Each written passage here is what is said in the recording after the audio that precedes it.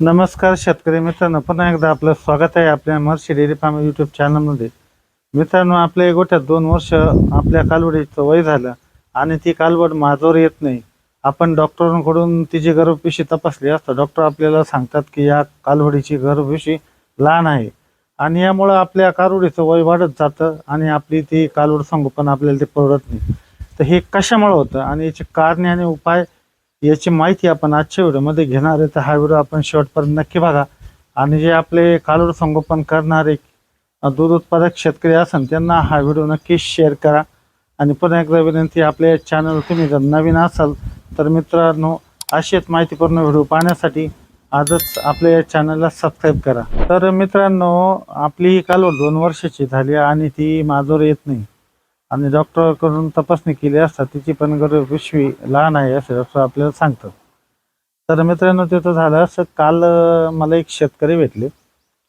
तर आम्ही गप्पा मारत असताना तिने मला विचारलं की माझ्या 2 वर्षाच्या कालवडी झाले, 2 दात कालवडी झाले आणि त्या कालवडी अजून पण माझ्यावर येत नाही. कालवड्यांच्या तब्येती पण चांगल्या आहे आणि डॉक्टरांकडून त्यांची तपासणी केली असता डॉक्टर सांगतात की त्यांची गर्भपिशवी लहान आहे. तर काय उपाययोजना करायला पाहिजे? आता मित्रांनो, 2 वर्षाच्या कालावधी 2 दात झाल्यानंतरही त्या माझ्यावर न येणं, याचं एकच कारण असू शकतं, ते म्हणजे आपलं व्यवस्थापन व्यवस्थित नसणं. तर त्या शेतकऱ्याला मी पुढं विचारलं की तुम्ही कालवडीला खाद्य कुठलं देतात? तर तिने सांगितलं मी कुठलंही खाद्य देत नाही, फक्त चाऱ्यावरती कालवडी सांभाळतोय आणि फार फार तर सरकी पेंड, गहू भाडा काय जे उपलब्ध असेल ते मी त्या कालवडींना देण्याचा प्रयत्न करतो.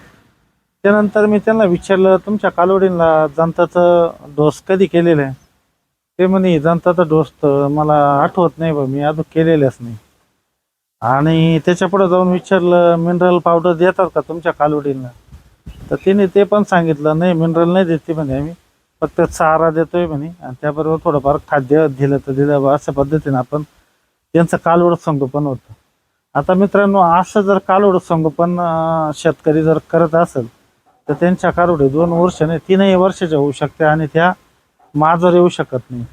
तर मित्रांनो, अशी समस्या जर आपल्या गोठ्यात असेल आणि आपले काही जर शेतकरी बांधव तर ह्या पद्धतीनं कालवड संगोपन असेल, आता त्यांचं संगोपन तर हे चुकलेलं आहे, परंतु आता इथून पुढं त्या कालवडींसाठी काय उपाययोजना करायला पाहिजे ते आपण आता व्हिडिओमध्ये बघूया.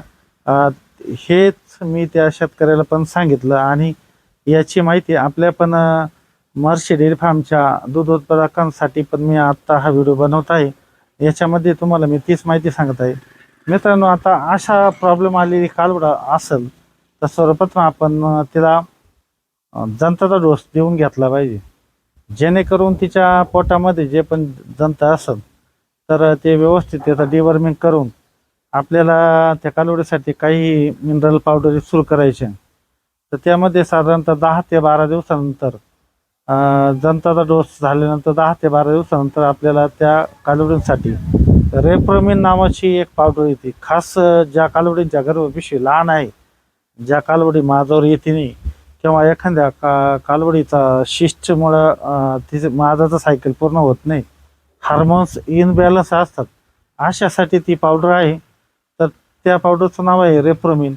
तर अशा प्रॉब्लेमॅटिक जर 2 वर्षाच्या पुढल्या कालवडी असेल तर आपल्याला 50 ग्रॅम दररोज पावडर द्यायची.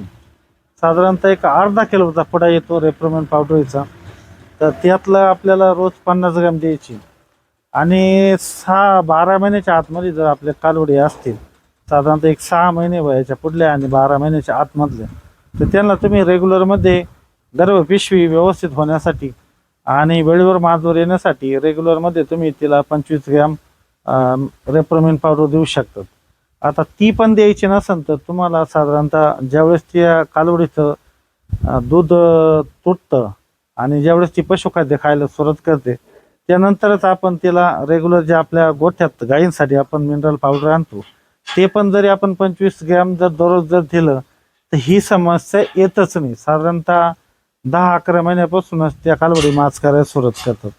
परंतु असो, काही शेतकऱ्यांचं थोडं व्यवस्थापन ढासळलेलं असतं आणि ज्यांच्या गोठ्यामध्ये हा प्रॉब्लेम आलेला असेल त्यांच्याकरता हा व्हिडिओ आहे की त्याने पहिलं डिवर्मिंग करून घ्यायचं, त्यानंतर रेप्रोमिनसारखी पावडर बाजारातून आणायची, दररोज त्या कालवडीला एक 50 ग्रॅम पावडर आपल्याला दररोज द्यायची आणि त्यानंतर आपण तिला हिपर-3 नावाचं जे पशुखाद्य येतं कालवडींसाठी, तर ते पण आपल्याला तिला सकाळी 1 किलो आणि संध्याकाळी 1 किलो यायचे. साधारणतः पुढल्या 1 ते 1.5 महिन्यामध्ये तिचं जे गर्भाशय आहे त्याचा आकार व्यवस्थित होऊन ती कालवड नक्की माझ्यावर येते.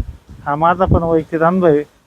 आणि ती माझ्यावर आल्यानंतर मित्रांनो आपण तिला कृत्रिमरेतन करून घ्यायचे. पण हे लक्षात ठेवा, कालवड संगोपनामध्ये व्यवस्थापनाला खूप महत्त्व आहे. आणि जर तुम्ही 2-2 वर्ष कालवडी होऊन सुद्धा जर त्या माझ्यावर येत नसेल तर आपल्याला कधीही आपल्या गोठ्यामध्ये कालवड संगोपन हे फायदेशीर होऊ शकत नाही.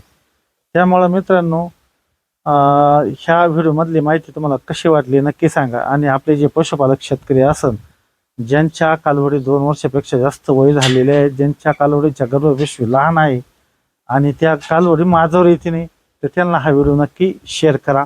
आणि पुन्हा एकदा विनंती, आपल्या चॅनलवर तुम्ही नवीन असाल तर या चॅनलला सबस्क्राईब करायला मात्र विसरू नका.